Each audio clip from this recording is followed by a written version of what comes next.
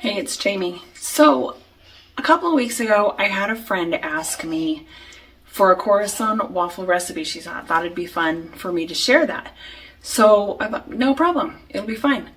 And I tested it and I thought, you know what, if I'm going to share a recipe, I'm going to make sure it's a good one. So I decided to test 3 more to make sure it was good.